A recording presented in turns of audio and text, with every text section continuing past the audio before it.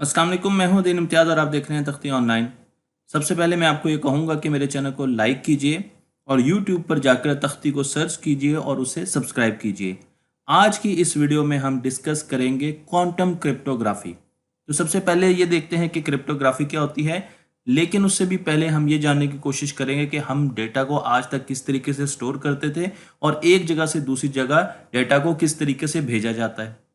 हम ये जानते हैं कि डेटा को ज़ीरो और वन यानी डिजिटल इंफॉर्मेशन की सूरत में रिकॉर्ड किया जाता है, सेव किया जाता है।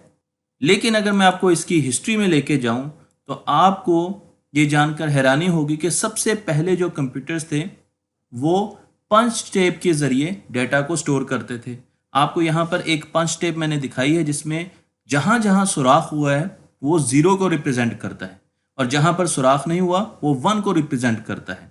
इस किस्म का डेटा स्टोरेज बहुत ज़्यादा रिलायबल थी और डेटा के डिस्ट्रॉय होने का, ख़त्म होने का बहुत कम अंदेशा था। लेकिन उसके बाद हमारे पास हार्ड डिस्क आई और हार्ड डिस्क में हम डेटा मैग्नेटिक फॉर्म में बिट्स को स्टोर करते हैं। तो आप देख सकते हैं कि आपको यहाँ पर वन और ज़ीरो की जो बिट्स नज़र आती हैं, मैग्नेटिक बिट्स नज़र आ रही हैं, उनकी पोलैरिटी अपोजिट है। तो हम जब हार्ड डिस्क पर डाटा स्टोर करते हैं तो बहुत कम चांसेस होते हैं कि वो डाटा हम लूज कर जाएं, वो डाटा डिस्ट्रॉय हो जाए। लेकिन इस चीज़ का फिर भी चांस ज़रूर मौजूद रहता है कि वो डाटा हमसे खो जाए, हम उसे लूज कर जाएं। और अब 21वीं सदी में हम डेटा को क्वांटम कंप्यूटर्स पर स्टोर करने जा रहे हैं और इस नई फॉर्म को क्यूबिट कहा जाता है। इसके बारे में हम ज़रूर डिस्कस करेंगे, लेकिन ये ज़ीरो और वन की फॉर्म में होने के साथ साथ उनकी सुपर पोजिशन फॉर्म में भी एग्जिस्ट करती है। तो डेटा को क्वांटम कंप्यूटर्स पर स्टोर भी किया जाएगा और उन्हें ट्रांसमिट भी किया जाएगा। तो डेटा स्टोरेज के साथ साथ एक मुश्किल मरहला डेटा कम्युनिकेशन का भी होता है।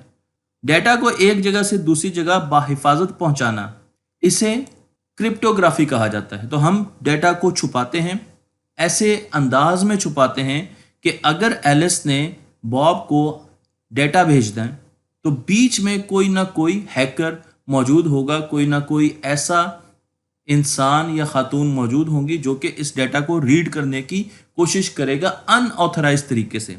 वो ईव भी हो सकती हैं, वो मेलरी भी हो सकती है, अमूमन ईव का नाम भी इस्तेमाल किया जाता है।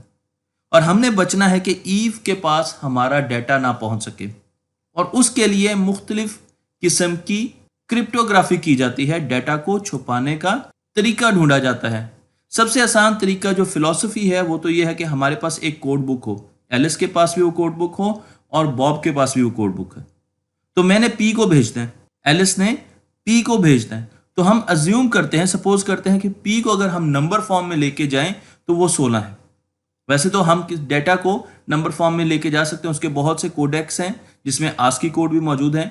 हम इस एग्जाम्पल के लिए सपोज करते हैं कि पी को हम 16 से रिप्रेजेंट करते हैं और उसके बाद इस कोड बुक से एक नंबर लेते हैं, मसलन 95 ले लेते हैं और उसमें अपना डेटा ऐड कर देते हैं, तो हमारे पास 111 बन गया।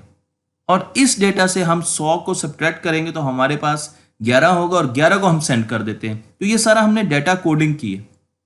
बॉब को बिल्कुल इन स्टेजेस के बारे में पता होना चाहिए, उसके पास भी कोड बुक होनी चाहिए और उसे पता होना चाहिए कि उसने जब डेटा रिसीव करना है तो सबसे पहले रिवर्स एक्शंस करने, उसने 95 को सब्ट्रैक्ट करना है 95 कोड बुक में और उसे पता होना चाहिए कि उसने कोड बुक में से कौन सा लफ्ज उठाना है।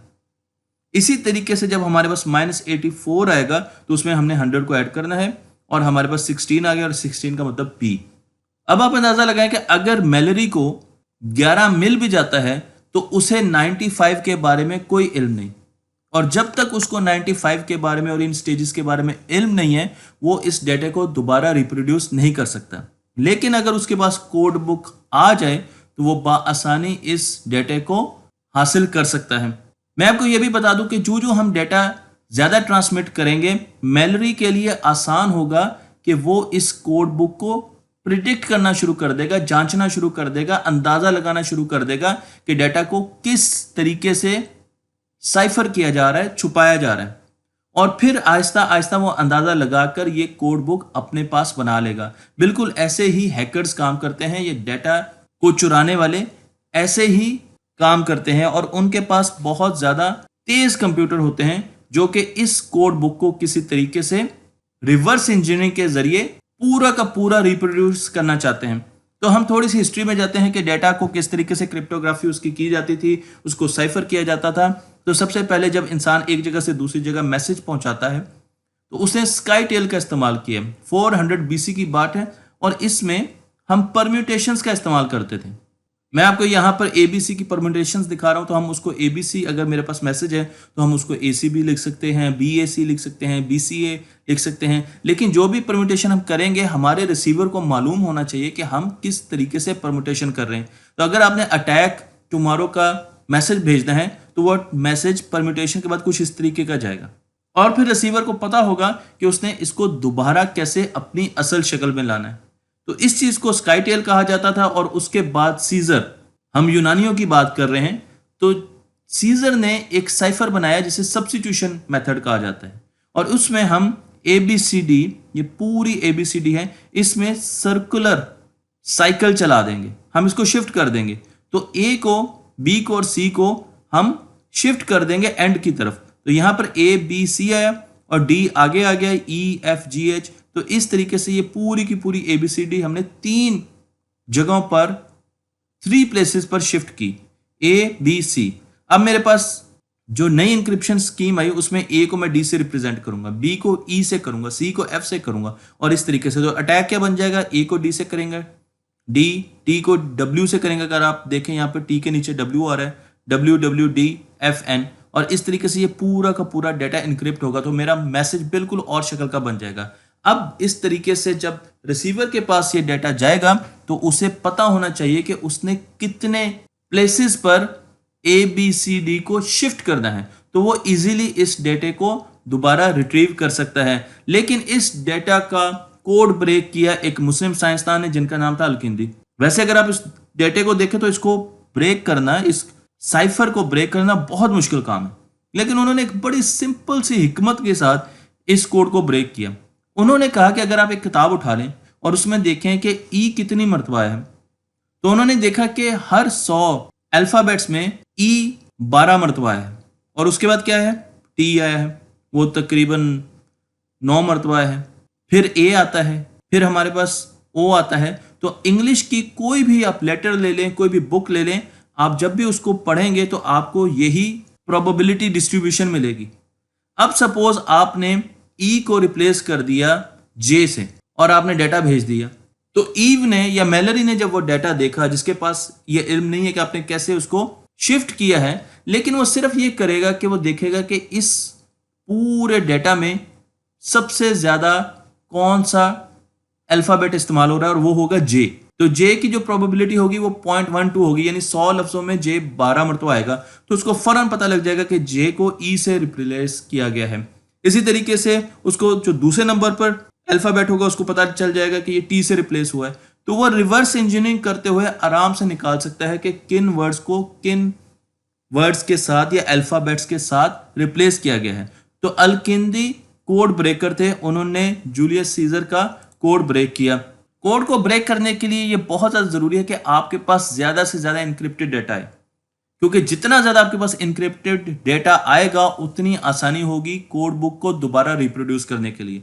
तो ईव या मैलरी बड़ी आसानी से कोड बुक को दोबारा हासिल कर सकती हैं। हम आते हैं अब एक और साइफर टेक्निक की तरफ जिसे अल्बर्टी इंक्रिप्शन डिस्क कहा जाता है, और इसे बटिस्टा अल्बर्टी ने बनाया।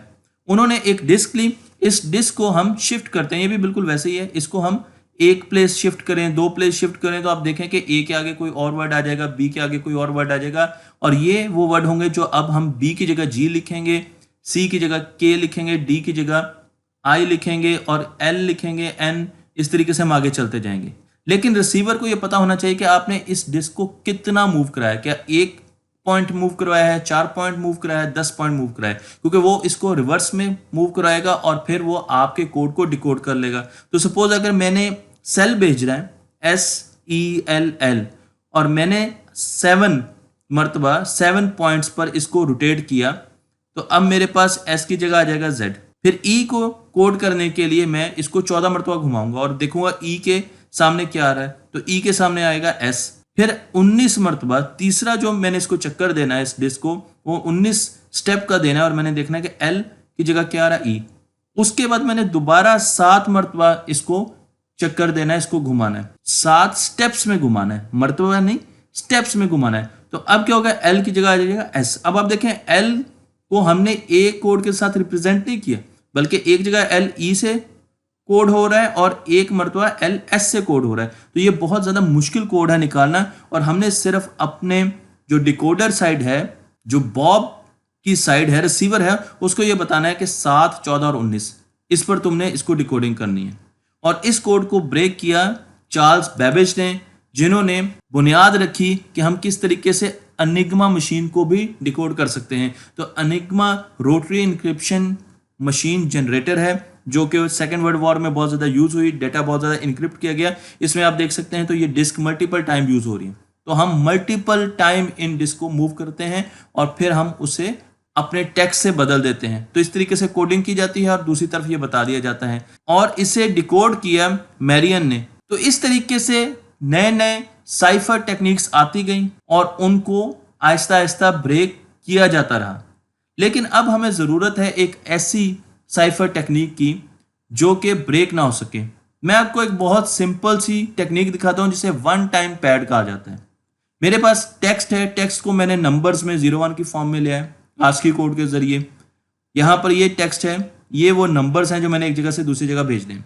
मैं इसे एक की के साथ ऐड कर दूंगा, मल्टीप्लाई कर दूंगा, एक ऑपरेशन करूंगा, लीनियर ऑपरेशन करूंगा।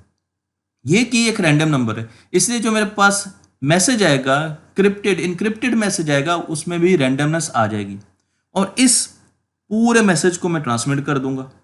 जब ये ट्रांसमिटेड मैसेज रिसीवर के पास पहुंचेगा तो उसके पास वही की मौजूद होगी, और वो इस की से जो भी मैंने ऑपरेशन किया उसका रिवर्स ऑपरेशन करेगा और मैसेज निकाल लेगा। लेकिन इसके साथ साथ ये जरूरी है कि उसको की के बारे में भी पता होना चाहिए। अब की उस तक कैसे पहुंचेगी, क्योंकि हो सकता है कि एलिस अमेरिका में हो और बॉब चाइना में हो। तो की को जब हम कम्युनिकेट करते हैं तो की हिफाजत करना बहुत बहुत ज्यादा जरूरी बन जाता है, क्योंकि अगर हमने की हिफाजत ना की और इसने हमारी की हासिल कर ली तो फिर वो हमारा सारा डेटा दोबारा सुनना या जांचना शुरू कर देगी।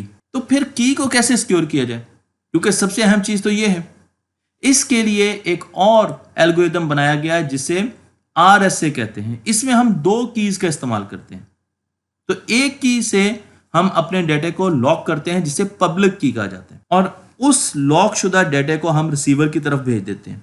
तो पब्लिक की से हम डेटा लॉक करते हैं, इनक्रिप्ट करते हैं, और उसको इस डब्बे को देखें, इसमें 2 कीज की जगह है।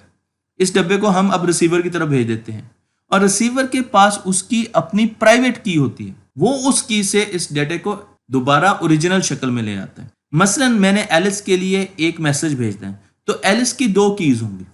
एक उसकी प्राइवेट की होगी जो सिर्फ उसको पता है, एक उसकी पब्लिक की होगी जो सबको पता है। तो मैं एलिस से उसकी पब्लिक की लूंगा और उससे डेटा इनक्रिप्ट करूंगा, और उस डेटा को इनक्रिप्ट करने के बाद मैं एलिस को भेज दूंगा। एलिस अपनी प्राइवेट की से उसको डिक्रिप्ट करेगी। अब उसकी पब्लिक की से हम डिक्रिप्ट नहीं कर सकते, वो सिर्फ इनक्रिप्शन के लिए। तो जब आपने डेटा इनक्रिप्ट कर दिया तो अब आप उस डेटा को वापस उस शक्ल में नहीं ला सकते।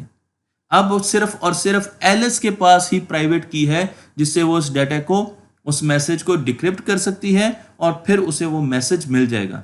तो हमारे पास 2 कीज हैं, एक इनक्रिप्शन के लिए है और एक डिक्रिप्शन के लिए। इसे RSA एल्गोरिदम कहा जाता है। ये चीज मैं आपको दिखाता हूं। लेकिन लोगों ने ये चीज बहुत जल्दी भांप ली कि जो एलिस की पब्लिक की है और एलिस की प्राइवेट की है, इनके बीच में कोई ताल्लुक बिल्कुल नहीं होना चाहिए, ताकि हम एक की को देखते हुए दूसरी की एस्टिमेट या प्रिडिक्ट ना कर सकें, क्योंकि एलिस की पब्लिक की तो हर किसी को पता है।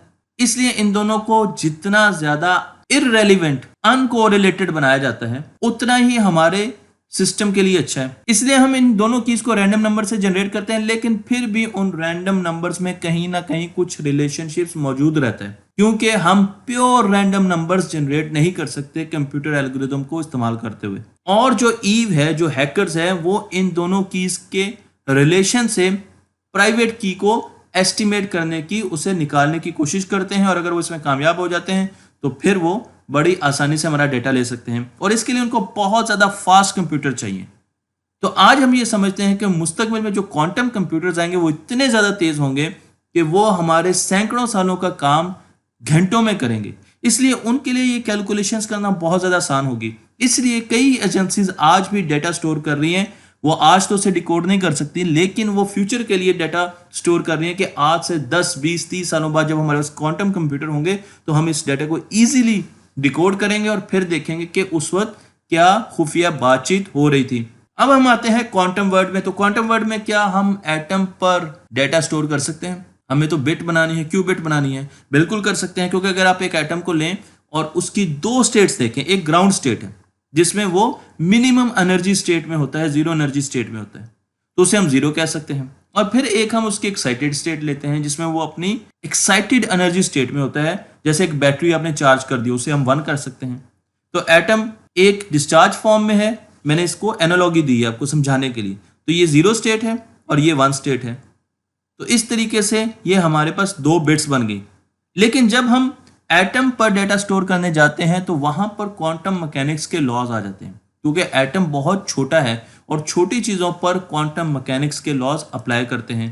तो क्वांटम मैकेनिक्स के लॉज की तरफ हमें जाते हैं तो हमें श्रोडिंगर की इक्वेशन मिलती है, जिस पर मैं एक डिटेल्ड वीडियो बना चुका हूं, जो कि उसकी स्टेट्स के बारे में हमें बताती है। श्रोडिंगर की ये इक्वेशन जिसमें हमें सिस्टम की एनर्जी के बारे में बताया जाता है, जिसमें काइनेटिक एनर्जी, पोटेंशियल एनर्जी और उस सिस्टम की टोटल एनर्जी के बारे में एक रिलेशनशिप दिया जाता है। उसे अगर हम ग्राउंड स्टेट से या एक्साइटेड स्टेट के साथ सॉल्व करें तो हमारे पास सॉल्यूशंस आ जाते हैं। लेकिन हैरानी की बात यह है कि अगर हम एक ऐसी स्टेट लें जिसमें एटम ग्राउंड स्टेट में भी है और एक्साइटेड स्टेट में भी है, यानी 0+1, इस स्टेट के साथ भी इस श्रोडिंगर इक्वेशन को सॉल्व करने के लिए अगर हम जाएं तो फिर भी हमें सॉल्यूशन मिल जाता है। यानी कि सुपरपोजिशन स्टेट्स के लिए भी ये श्रोडिंगर इक्वेशन वैलिड है। ये एक बहुत हैरानी की बात थी साइंसदानों के लिए कि क्या छोटे लेवल पर अगर हम कॉइन को टॉस करें वो हेड्स होगा कि टेल होगा। क्वांटम मैकेनिक्स ये कहती है कि वो दोनों हो सकता है, वो हेड्स भी हो सकता है, टेल भी हो सकता है। बिल्कुल ऐसे जैसे कॉइन इस वक्त हवा में है तो मैं इसकी स्टेट के बारे में बता नहीं सकता इस वक्त ये हेड्स भी है, टेल्स भी है। इसी तरीके से श्रोडिंगर का ही एक एक्सपेरिमेंट है जिसमें वो एक डब्बे में एक बिल्ली को बंद करते हैं। ये माइंड एक्सपेरिमेंट है। उन्होंने इस एक्सपेरिमेंट को सोचा और उसमें एक रेडियो एक्टिव एलिमेंट डाल दिया जाता है जिसके डिके करने पर उस डब्बे में जहर फैल जाएगा और ये बिल्ली मर जाएगी। तो अब आप बताएं कि क्या इस वक्त वो डब्बा जो आपके सामने है, आप उसमें बिल्ली की आवाज नहीं सुन सकते, बिल्ली की हरकत नहीं देख सकते, बिल्कुल आइसोलेटेड डब्बा है। इस वक्त क्या बिल्ली जिंदा होगी कि मर चुकी होगी? हम ये कह सकते हैं कि हमें नहीं पता, या हम ये भी कह सकते हैं कि वो दोनों स्टेट में होगी, सुपर पोजिशन में होगी। वो जिंदा भी हो सकती है और मरी हुई भी हो सकती है। बिल्कुल यही तरीका है क्यूबिट का। तो आपको नेचर में एक क्यूबिट नजर आ रही है, वो 0 भी हो सकती है, 1 भी हो सकती है, लेकिन वो 0+1 भी हो सकती है। बिल्कुल क्वांटम दुनिया में हम क्यूबिट लेते हैं और यहां पर मैं आपको क्यूबिट दिखा रहा हूं। हमारी ट्रेडिशनल बिट 0 और 1 हो सकती हैं, लेकिन क्यूबिट 0 भी हो सकती है, 1 भी हो सकती है और 0+1 भी हो सकती है। क्यूबिट की एक खसूसियत यह है कि जब हम उसको ऑब्जर्व करते हैं तो वो क्लैप्स कर जाती है, उसका डिस्ट्रीब्यूशन फंक्शन क्लैप्स करता है और जहां पर हम ऑब्जर्वेशन लेते हैं वहां पर उसका प्रोबेबिलिटी डेंसिटी फंक्शन बिल्कुल क्लैप्स कर जाता है। जब हम क्वांटम मैकेनिक्स में डेटा एक तरफ से दूसरी तरफ भेजते हैं, स्पेशली जब हम की भेजते हैं, क्योंकि की बहुत ज्यादा इंपॉर्टेंस है, तो हम फोटॉन्स के जरिए डेटा एक जगह से दूसरी जगह भेजते हैं। आप ये देख सकते हैं ये फोटॉन्स हैं और इन फोटॉन्स के बीच में आपको यहां पर ये फिल्टर नजर आ रहे हैं। ये फोटॉन्स पोलराइज्ड फोटॉन्स हैं। तो फोटॉन एक एनर्जी का पैकेट होता है जिसके बारे में हमें आइंस्टाइन ने बताया, लाइट की एनर्जी का पैकेट। तो लाइट जब पैकेट्स की सूरत में इधर से सेंडर से रिसीवर की तरफ जाती है तो वो डेटा लेकर जाती है। लेकिन जब भी हम इस पोलराइजेशन को रीड करने की कोशिश करते हैं तो यहां पर आ जाता है वर्नर हाइजेनबर्ग का अनसर्टेनिटी प्रिंसिपल, जो कि ये कहता है कि आप पोजीशन और मोमेंटम को छोटे लेवल पर, क्वांटम लेवल पर एक हद से ज्यादा जांच नहीं सकते एट अ टाइम, उनको रीड नहीं कर सकते। तो हमारे पास एक छोटी सी एम्बिग्विटी रहती है क्वांटम लेवल पर, हम इन चीजों को बैक वक्त मालूम नहीं कर सकते। तो यही काम यहां पर होता है जब हम फोटोन की पोलराइजेशन देखते हैं। तो अब ये देखें, ये एक वर्टिकली पोलराइज्ड फोटोन है, ये एक हॉरिजेंटली पोलराइज्ड फोटोन है। आप यहां पर देखें 2 फोटॉन्स आ रहे हैं, उसके आगे मैंने एक फिल्टर रख दिया। अब ये फिल्टर सिर्फ वर्टिकली पोलराइज्ड फोटोन को आगे जाने देगा और हॉरिजेंटली पोलराइज फोटोन को रोक देगा। लेकिन जब भी हम किसी चीज को ऑब्जर्व करने की कोशिश करते हैं, फोटोन को ऑब्जर्व करने की कोशिश करते हैं, तो उसकी पोलराइजेशन चेंज हो जाती है। और जब उसकी पोलराइजेशन चेंज होती है तो हमें अंदाजा हो जाता है कि किसी ने हमारे डाटा को रीड करने की कोशिश की है। अब आप देखें यहाँ पर एलिस है और वो अपनी की भेज रही है फोटॉन्स के जरिए, छोटे छोटे फोटॉन्स के जरिए, और बीच में हमारे पास ईव है, ये हैकर है, और हैकर एक एनालाइजर या एक फिल्टर लगाकर उनको रीड करने की कोशिश करता है। लेकिन जैसे ही वो इसको रीड करने की कोशिश करता है तो इन फोटोन की पोलराइजेशन चेंज हो जाती है, हमारा डाटा चेंज हो जाता है, और बॉब को फौरन अंदाजा हो जाता है कि इस डाटा को किसी ने करप्ट करने की कोशिश की है, और उस पूरे डाटा को रद्दी की टोकरी में फेंक दिया जाता है। दूसरा तरीका डाटा को इनक्रिप्ट करने का क्वांटम मैकेनिक्स में क्वांटम इंटेंगलमेंट से लिया जाता है। यहां पर मैं आपको बता दूं कि क्वांटम इंटेंगलमेंट पर मैं पूरी वीडियो बना चुका हूं, लेकिन अगर आप दो फोटोन को पास लेकर आए तो वो कुछ प्रॉपर्टीज अपनी शेयर कर सकते हैं। वो अपनी स्पिन शेयर कर सकते हैं, वो अपनी पोलराइजेशन शेयर कर सकते हैं। यहां पर हम स्पिन ले रहे हैं तो आप देख सकते हैं कि नीला फोटोन और लाल फोटोन वो एक दूसरे के इनवर्स हैं, उनकी स्पिन डिफरेंट है, लेकिन अब वो इंटेंगल हो चुके हैं। और इंटेंगल होने का मतलब ये है कि हम उनको यूनिवर्स की किसी जगह पर भी रख दें तो वो किसी ना किसी तरीके से एक दूसरे से कनेक्टेड हैं, लेकिन हमें फिजिकली वो चैनल आज तक नहीं मिल सका। तो बीच में कोई चैनल नहीं है, लेकिन वो किसी ना किसी तरीके से आपस में हमेशा कनेक्टेड रहते हैं। और जब हम उनकी ऑब्जर्वेशन लेने की कोशिश करते हैं तो उनकी स्पिन कोलैप्स करती है। दोबारा उसी सिनेरियो में आ जाते हैं, हमारे पास यहाँ पर एलिस है और यहाँ पर बॉब है। तो सबसे पहले इंटेंगल्ड फोटोन बॉब को और एलिस को पैरेलल में भेजे जाते हैं। वो इंटेंगल्ड हैं, एलिस को अगर वो फोटोन मिलता है तो बॉब को भी उससे इंटेंगल्ड, अगर वो रिवर्स इंटेंगल्ड है तो जो एलिस को मिल रहा है बॉब को बिल्कुल उसका ऑपोजिट मिल रहा है। अगर वो नॉर्मल इंटेंगल्ड है तो जो एलिस को मिल रहा है वही बॉब को मिल रहा है। लेकिन जैसे ही ईव बीच में उसको ऑब्जर्व करने की कोशिश करेगी तो ये फोटॉन्स, इनकी स्पिन चेंज हो जाएगी। जिस तरीके से पिछली एग्जांपल में मैंने आपको बताया था कि उनकी पोलराइजेशन चेंज हो जाएगी। जैसे ही इनकी स्पिन चेंज होंगी, इन फोटॉन्स में चेंज आएगी, बॉब और एलिस को फौरन पता लग जाएगा कि उनके इस डाटा को, इस की के डाटा को हैक करने की कोशिश की गई है। और अगर ये की का डाटा सही सलामत बॉब और एलिस के पास पहुंच जाता है और ईव को ये नहीं मिलता, तो अब वो इजीली इंक्रिप्शन कर सकते हैं और एक आम सादा क्लासिकल चैनल पर अपना डाटा भेज सकते हैं। ईव को की का नहीं पता तो वो किसी भी तरीके से इस आम चैनल से डाटा ले भी ले, उसको डिक्रिप्ट नहीं कर सकती। तो बहुत ज़्यादा अहमियत है इस की, और इस की पर हम काफ़ी ज़्यादा एक्सपेरिमेंट कर चुके हैं। हम एक एक्सपेरिमेंट में 143 किलोमीटर फासले पर फाइबर ऑप्टिक के जरिए इंटेंगल्ड फोटोन की मदद से इस की को ट्रांसमिट कर चुके हैं। लेकिन ताज़ा चाइना ने सैटेलाइट के जरिए, माइसियस क्वांटम स्टेशन सैटेलाइट के जरिए दो शहरों के दरमियान जो कि 1200 किलोमीटर दूर हैं, इस की को ट्रांसफर किया। तो यहाँ पर मेरे पास एक शहर है, यहाँ पर दूसरा शहर है, और सैटेलाइट के जरिए हम की का डाटा ट्रांसमिट कर रहे हैं, और फिर वो एक नॉर्मल चैनल के जरिए अपने डाटा को कोड करके आपस में क्लासिकल टेलीफोन पर, फाइबर ऑप्टिक पर, किसी भी नेटवर्क पर कम्युनिकेशन कर सकते हैं। लेकिन क्योंकि उनकी की को कोई पढ़ नहीं सकता, और अगर पढ़ने की कोशिश करेगा तो क्वांटम मैकेनिक्स के लॉज हमें ये बताते हैं कि वो फौरन पता चल जाएगा कि किसी ने इस डाटा को टैप करने की कोशिश की है, और हम उस डाटा को साइड पर कर देंगे और नया डाटा हासिल करने की कोशिश करेंगे। तो क्वांटम मैकेनिक्स के इन नेटवर्क्स को बहुत ज़्यादा अब तवज्जो मिल रही है। बहुत से ऐसे नेटवर्क्स बनाए जा रहे हैं, अमेरिका में बनाए जा रहे हैं, चाइना में बनाए जा रहे हैं, जिस पर क्वांटम कीज आपस में एक्सचेंज की जा रही हैं और फिर क्लासिकल चैनल से डाटा को कम्युनिकेट किया जा रहा है। तख्ती ऑनलाइन को लाइक कीजिए, शेयर कीजिए और इस इल्म को दूसरों तक पहुंचा दीजिए।